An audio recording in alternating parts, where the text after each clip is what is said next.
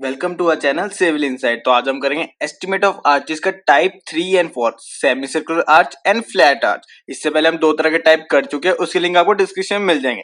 तो आज का लेक्चर शुरू करने से पहले अगर आपने हमारे चैनल सिविल इनसाइट को नहीं सब्सक्राइब करा तो अभी कर लीजिए।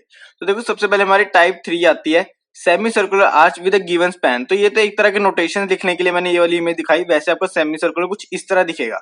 अब देखो, सेमी सर्कुलर ना बहुत ही ज्यादा इजी है और बहुत आगे काम भी आएगा। देखो, सबसे पहले इजी किस लिए, देखो, since the arch is semicircular, the quantity of masonry work may be calculated knowing the span, thickness and width of arch। ये सब तो आपको पता है कि यार आपको span, thickness and width of arch तो आपको चाहिए ही चाहिए, ताकि आप वहां पे क्वांटिटी ऑफ मसोनरी वर्क निकाल सकते हैं। अब देखो, for semi circular arch inner radius R is equal to A. अब देखो, ये चीज कहां से आई, बस इसमें यही चीज इंपॉर्टेंट है और कोई चीज नहीं है इसमें सेमी सर्कुलर में। देखो, are is equal to A, अब ये कैसे आई, देखो इसमें आपको पता है 2a is equal to span of arch. तो आपको पता है स्पैन ऑफ आर्च ये 2 है। अगर आप इस इमेज में आते हैं, ये तो देखो नॉर्मल सेगमेंटल आर्च के लिए था, लेकिन अगर हम आते हैं सेमी सर्कुलर में, देखो ये हमारा सेमी सर्कुलर है, यहाँ से ये सीधी लाइन जाएगी, ऐसे सीधी लाइन गई, ये हमारा स्पैन हो गया। कितना हो गया हमारा स्पैन, ये हमारा हो जाएगा 2a, ये हमारा 2a हो गया। अब इसके सेंटर से अगर आप करोगे तो यहाँ से a, ये इतना a और ये इतना भी a, ये भी a हमारा हो जाएगा। अब देखो, अब ये है हमारा सेमी सर्कुलर आर्च। अब आपको पता है सेमी सर्कुलर में ये हमारा सेंटर है, तभी ए हुआ।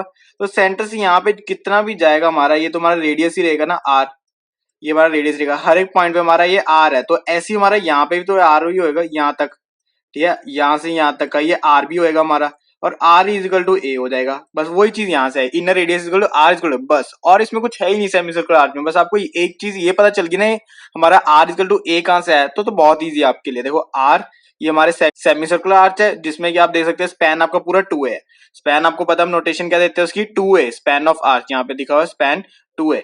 यहाँ पे हमारा ऐसे 2 हो गया, ठीक है, ये हमारा ऐसे पूरा 2 है। हमने सेंटर से ए इधर कर दिया, ए इधर कर दिया, इसमें भी हमने ऐसे करा हुआ, आप देख सकते हैं सेंटर से हमने ए इधर कर दिया, ए इधर कर दिया, तभी हमारा 2 होता है। और यही हमारे यहाँ से यहाँ तक, यहाँ ये सारा हमारा आर है, तो यहीं से हमारा आर इजकल टू ए होगा, ठीक है, ये चीज तो हुई। अब आपको पता है कि जब आपको मीन लेंथ वगैरह निकालनी है, फिर मीन रेडियस निकालना है, तो ये वाली चीज आपकी हो जाएगी, ये वाली जो सेंटर से पूरी ये जाएगी ना, ये आपका मीन होगा। तो आर कितना हो जाएगा, देखो आर तो नॉर्मल लेट अगर 5 होता है, अगर आर तो यहाँ पे कुछ 5 से ज्यादा ही होगा, तो ये हमारा यहाँ तक आर एम हो जाएगा, और ये हमारी पूरी लेंथ जो हो जाएगी ये हमारी एल एम हो जाएगी, ये हमारी एल एम मीन लेंथ हो जाएगी। अब देखो, अब इसके फॉर्मुलास कैसे कैसे है।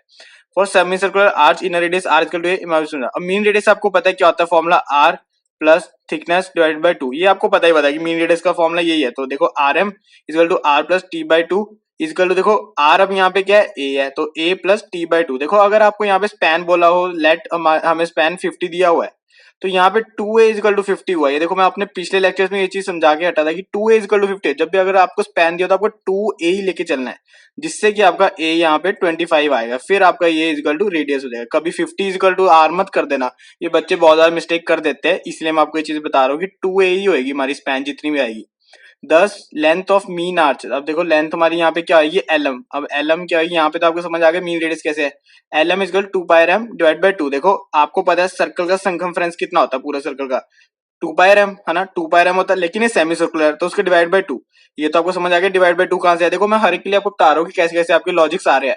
तो देखो 2 पाई आर एम आपका देखो पूरा पता है, मतलब 2 पाई आर लेते हैं पहले हम, 2 पाई आर आपको पूरा पता है कि सर्कल का सरकमफेरेंस होता है, हमने सेमी सर्कुलर कर रहा है, तो देखो 2 पाई आर डिवाइड बाय 2 हो गया। अब हम आते हैं मीन रेडियस पे, हम मीन लेंथ करनी है तो मीन रेडियस चाहिए हमें, तो हम आर की जगह आर एम डाल देंगे। तो यहाँ से आपका देखो 2 से 2 कटे तो पाई आर एम, बहुत ही ज्यादा ईजी है सेमी सर्कुलर, तो बहुत ही ज्यादा ईजी है, और एग्जाम में ऐसे सीधे नहीं आते। अगर आप सोचोगे यार सीधा सीधा आपको एस्टिमेट ऑफ आर्च आ जाएगा, और यहाँ पे ये ना किसी की में लग कर आएंगे, जैसे स्टेप्स में हो गया, कोई एरिया हो गया, जो कि हम आगे पढ़ेंगे, लेकिन मैं आपको सीधे से बता रहा हूँ कि कभी भी ऐसे सीधा नहीं आता। बस ये आपको फॉर्मुला बता रहा हूँ मैं यहाँ पे कि ये वाले फॉर्मुला हमारे यूज होंगे अगर कहीं पे भी आपको सेमी सर्कुलर, जैसे अगर मैं आपको समझाऊं, जैसे ये सेमी सर्कुलर हो गया, फिर ये ऐसे, जैसे अगर समझो इस बिल्डिंग है, कुछ इस तरह की बिल्डिंग है, तो उसमें आपको सेमी सर्कुलर फॉर्मुला आपको पता होने चाहिए सारी चीजें, तभी आप यहाँ पे निकाल पाओगे। तो देखो 10, देयरफॉर क्वांटिटी आपको पता है कितनी होगी, देखो LM into W into T, ठीक है ना, मीन लेंथ इंटू हमारे यहाँ पे विड्थ इंटू थिकनेस, ये सारी चीजें तो आपको पता ही, आप करते आ रहे हो। लेक्चर सारे मैं डालता जा रहा हूँ एक एक दिन छोड़कर, तो आपका लिंक डिस्क्रिप्शन मिल जाएंगे इन लेक्चर्स के भी। अब आता है देखो एग्जाम्पल 11, अब इसी पर हम एग्जाम्पल करें। मैं आपको हमेशा बोलता हूँ कि एग्जाम्पल से बच्चा ज्यादा समझता है, ठीक है ना। अगर मैं आपको ये फॉर्मुला करवा रहा हूँ, अगर मैं यहीं पे छोड़ दूं ना, आपको कुछ समझ नहीं आएगा। अगर आपके पास सीधा सीधा क्वेश्चन आ गया, सर ये कैसे होगा, हमें तो पता ही नहीं फॉर्मुला कैसे आएगा, तो इसलिए मैं हमेशा एग्जाम्पल पे लेके चलता हूँ कि यार एग्जाम्पल अगर मैंने करवा दिया ना, तो मेरा की क्लियर हो जाएगा बच्चे को। अब देखो एग्जाम्पल 11, हमने इससे पहले 10 एग्जाम्पल कर चुके हैं, हमारा एग्जाम्पल 11 है। A semi circular arch has a span of 2 metre, हमें स्पैन 2 मीटर दे दी, सेमी सर्कुलर आर्च बोल दिया तो मतलब कि हम यही जो हमने अभी पढ़ा है यही चल रहा है।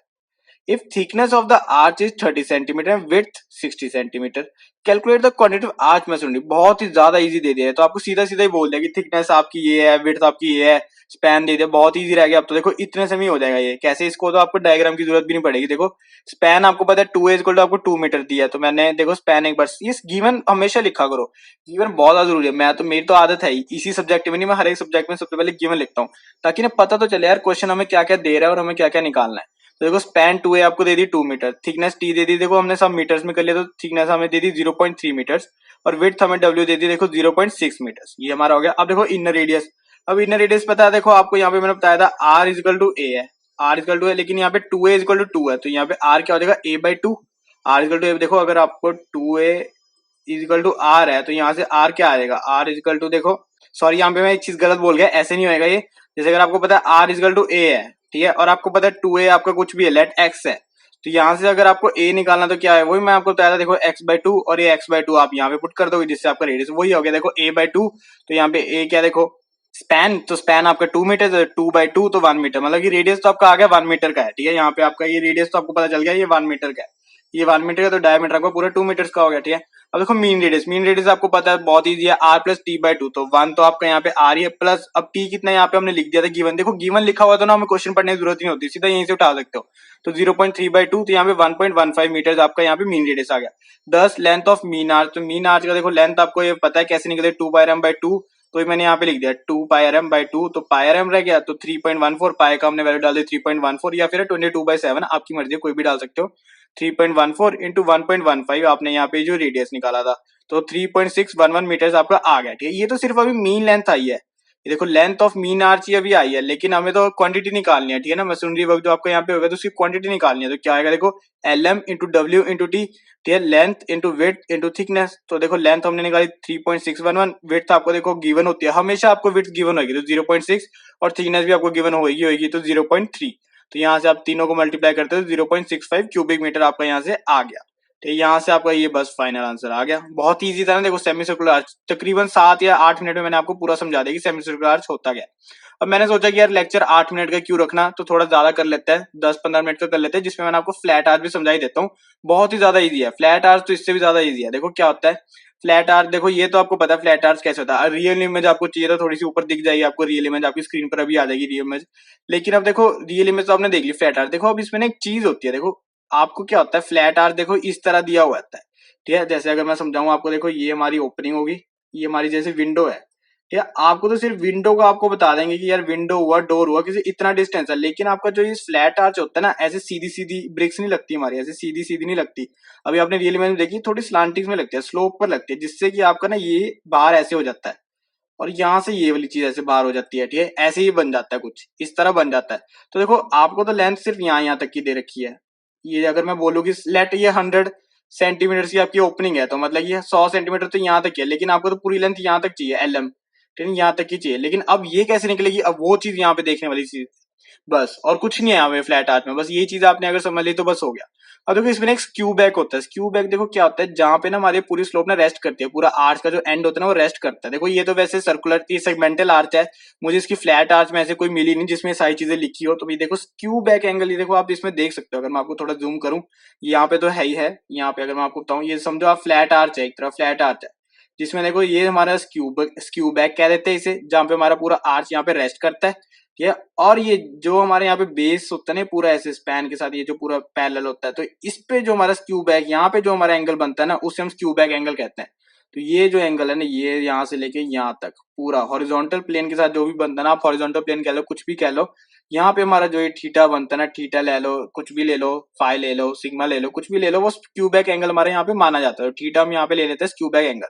अब स्क्यू बैक एंगल बहुत जरूरी है आपको समझना, अगर आपने स्क्यू बैक एंगल समझ लिया तो ये बहुत ज्यादा इजी रह जाएगा आपके लिए। देखो कैसे, अगर मैं फ्लैट आर्च आपको कराऊं यहाँ पे, तो ये देखो अब यहाँ पे ये फ्लैट आर्च आपके पास, ठीक है। अब आपको पता है देखो एल आपके पास सिर्फ यहाँ तक की हुई, एल एम निकालना है, तो इसमें क्या होता है, देखो हमें दिया होता है, इसमें क्राइटेरिया होती है flat arch should have angle of 60 degree at the skew back as shown, should have an आना था यहाँ पे, एंड नहीं an, should have an angle of 60 degree as skew back as shown. तो यहाँ पे 60 डिग्री एंगल आपको चाहिए, जो स्क्यू बैक एंगल है थीटा, हम इसको कहेंगे आपको 60 डिग्री ही चाहिए। अगर 60 डिग्री है तो आपका फ्लैट आर्च है, नहीं तो नहीं है, ठीक है। फ्लैट आर्च नहीं, फिर आपका सेगमेंटल चला जाए, कुछ भी आगे चला जा सकता है, लेकिन अगर उसका 60 डिग्री बनता है स्क्यू बैक के साथ तो आपका वो फ्लैट आर्च है, ठीक है। तो आपका यहाँ पे एक तरह का क्राइटेरिया मिल गया कि फ्लैट आर्च हम कह सकते हैं जिसका स्क्यू बैक एंगल 60 डिग्री है।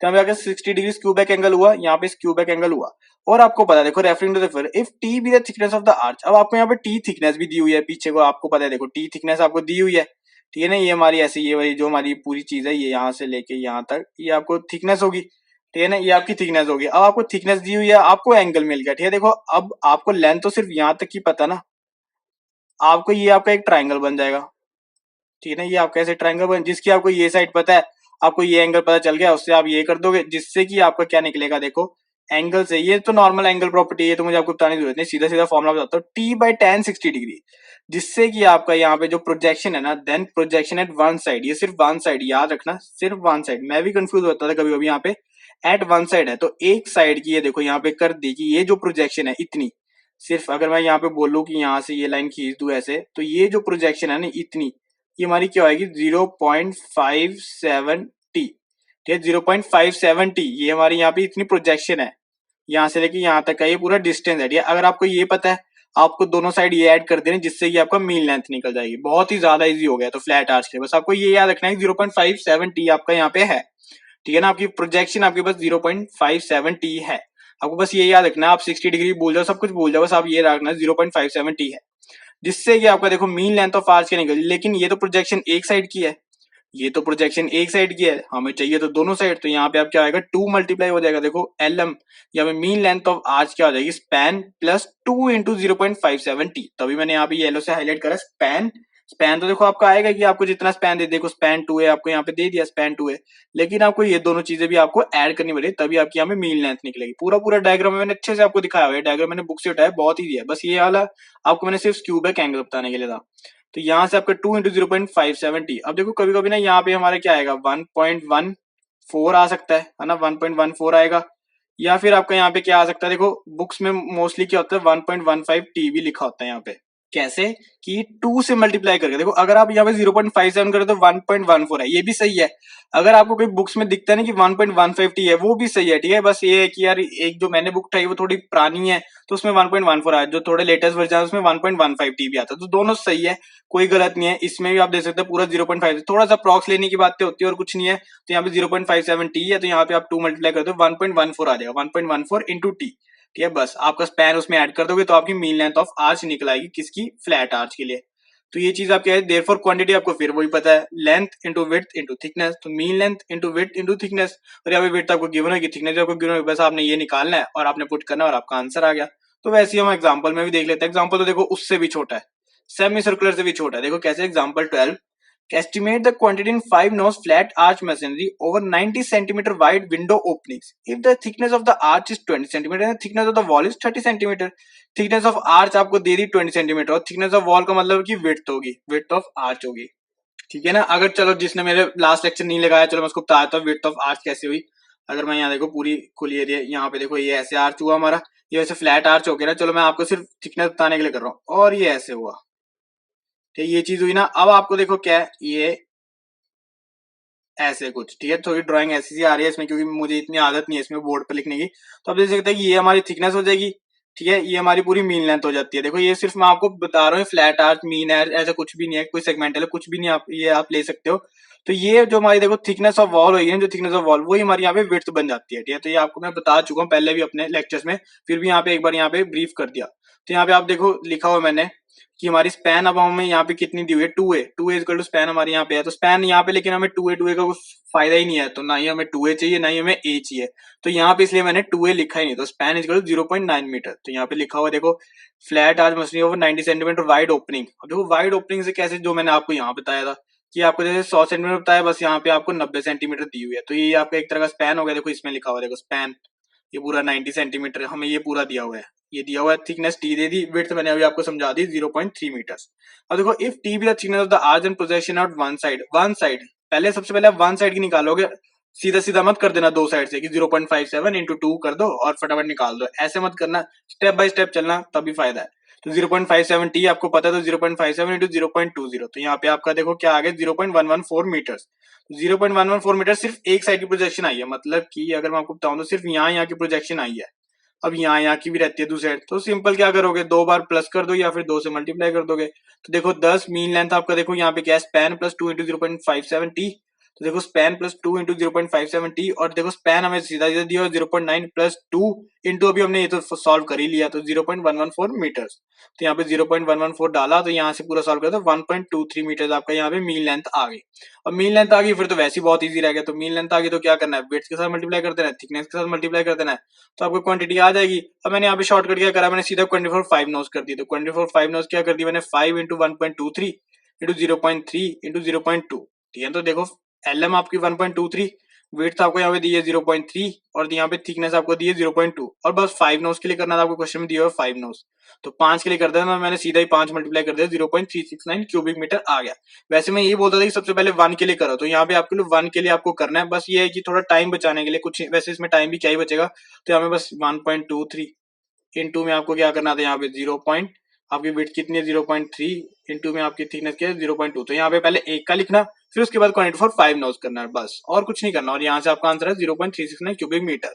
यहाँ से आपका आर्चीज ही खत्म हो जाता है। ठीक है ना, यहाँ पे देखो 12th एग्जाम्पल हमने यहाँ अभी तक कर लिया, और आर्चीज हमारे 4 तरह के थे, तो 4 तरह के हमने कर लिया। फ्लैट आर्च बहुत ईजी था, और सेमी सर्कुलर आर्च बहुत ईजी है। थोड़ा सेगमेंटल में मैं मानता हूँ कि थोड़े फॉर्मूला याद करने मुश्किल लग रहे होंगे आपको, लेकिन सेगमेंटल का भी बहुत बड़ा रोल है। आगे अभी हम स्टेप्स भी करेंगे, उसमें भी हमारे वो सेगमेंटल के फॉर्मूलाज हमारे आएंगे, और यहाँ से हमारा पूरा आर्च होता है। अब इसके बाद हम शुरू करेंगे अपने स्टेप्स। स्टेप्स भी हमारे 4 तरह के होते हैं, एक एक करके वो भी हम करेंगे, 4 लेक्चर्स पर बनेंगे, और इजीली हम सारे स्टेप्स भी क्लियर कर लेंगे।